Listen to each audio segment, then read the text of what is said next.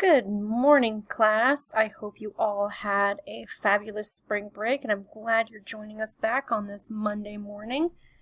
And today's lesson in the library is all the copyright concepts that you should know. And I'm sure you are very familiar with this symbol, the copyright symbol, or the C in a circle. You probably see it in books, you've probably seen it in YouTube video descriptions all over the place. But you're probably not familiar with what it means or the concepts behind it that you probably need to know as a 5th grade student. Let's look at today's objectives before we get started. We will discuss the 6 copyright concepts for students by listening actively and taking notes. I will identify copyright rules and demonstrate how to use them by teaching my peers and playing a Blooket. Excuse me. Our objects that we will need today, our supplies, are going to be a pencil or something to write with, the notes that you picked up off of the back counter on your way in this morning, and please keep your Chromebooks closed and put away during the first 10 minutes of class during our lesson, so that way I know you are showing me 100% participation. Let's go over our champs so we know how we will be successful today in the library. First of all, our conversation level needs to be at a 0, meaning you are not talking to your neighbor, and you are going to keep that lip shut. If you need help, please raise your hand quietly. Miss Stewart is walking around monitoring and will help you as you need it.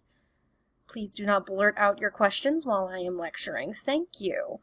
Our activity today is taking our notes. They're fill in the blank, so that makes it a little easier for you.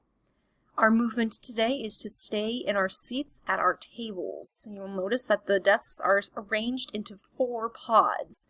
So you have a shoulder partner and you have a face partner, but you need to stay seated at all times. Our participation is to actively listen and take notes as well. And you'll be successful today when you've completed all of the notes and you are ready for the Blooket. Now, 3 icons are going to appear down here in the bottom right-hand corner of the screen throughout the rest of the slides to show you and remind you of our big 3 things: our listening, our note-taking, and our no-talking. So, the first thing we need to talk about is our key term for the day. If you see an underlined word, that means you have to write it down in the blank that corresponds on your notes. So let's get started. What is copyright and why should you care? Copyright is a type of intellectual property that protects creative works. This includes books, movies, songs, sound recordings, sculptures, and computer software. I'm seeing lots of pencils flying across their pages as they are taking their notes quickly and furiously. Let's keep up that energy while we continue the slides. Our first concept that we are going to talk about is that everyone is a copyright owner. Just about everyone, including students just like you, is a copyright owner, even if they've never registered their works. In the United States, our copyright protects a creative work from the moment the author fixes it in a tangible form of expression. Matthew, that was a blurt, but thank you for asking what the word tangible means. Try to keep it contained, okay? I've actually put kind of a clarification in the parentheses coming up next. Tangible just means that the work is written down, like in a book or in a story, recorded like a song or an audiobook, or written and drawn like a piece of art. If you can physically see it, if you can physically touch it, that means it's tangible. Have you ever written a story for reading class or drawn a picture for art? Well, I'm seeing lots of hands, I'm seeing lots of thumbs ups, and I'm seeing lots of head nodding. Well, congratulations. You are, in fact, a copyright owner. The second concept is that copyright gives owners some exclusive rights over the use of their work. We saw copyright laws way back when, and even today, as a way to promote the progress of science and the useful arts. Now, keep in mind, these rights don't last forever. Currently, After 95 years, the copyright of a work can expire, and the works go into something called the public domain. And every January 1st, new works are added to the public domain. You probably remember last couple of weeks ago, we talked about the Gutenberg Project, and that is just a place where you can find digital copies of older stories like Cinderella that are in the public domain now, and that you can read and not have to purchase for anything whatsoever. Let's move on to the third concept. Copyright registration protects works by creators of all ages. And although the copyright protection is automatic as soon as you write it down, students may want to take it a step further to enhance their protection by registering their works with the Copyright Office. When you register, it provides several benefits, like it allows the owners to enforce the copyright in U.S. work in court. So you can legally say, hey, this is my idea, you can't copy me. And it also creates a public record of related facts. So, you probably remember me talking about something called the Library of Congress at the beginning of the school year, where you can search for all kinds of topics and everything, and how to register it and everything. If someone were to search for one of your copyrighted works, for example, they could find it and see, oh, well, this is an idea that has already been taken, and they probably will not copy you.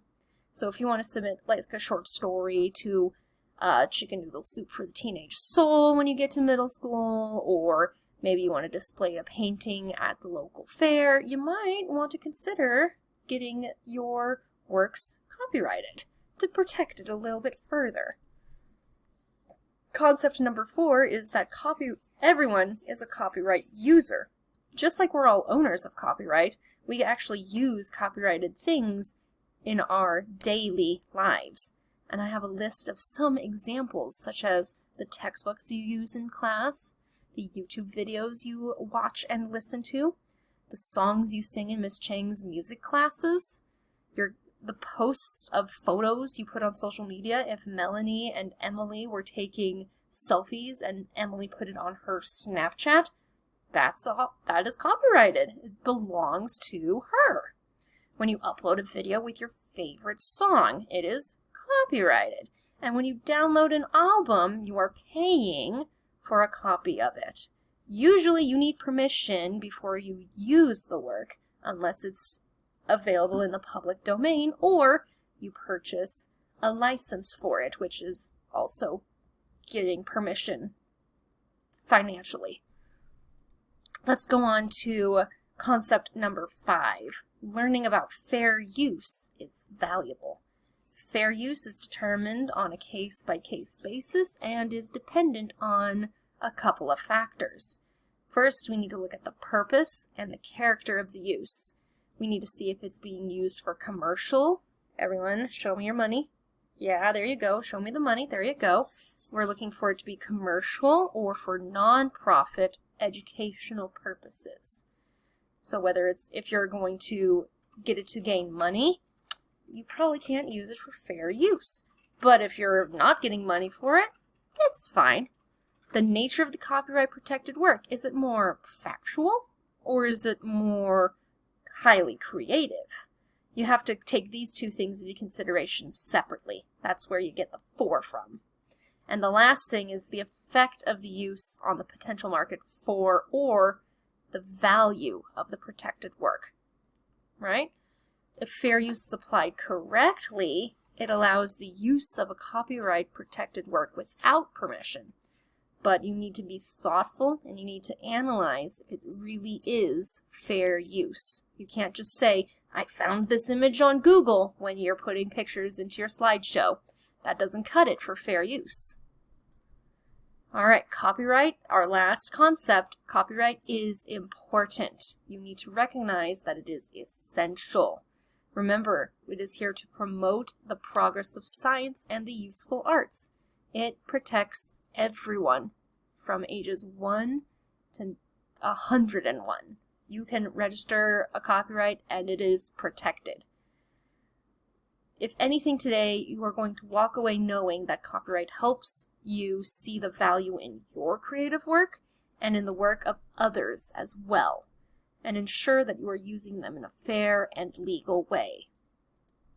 Normally I would ask for a turn and talk, but we are running short on time, so I want you to go ahead and get your Chromebooks out and open, and let's go to Blooket.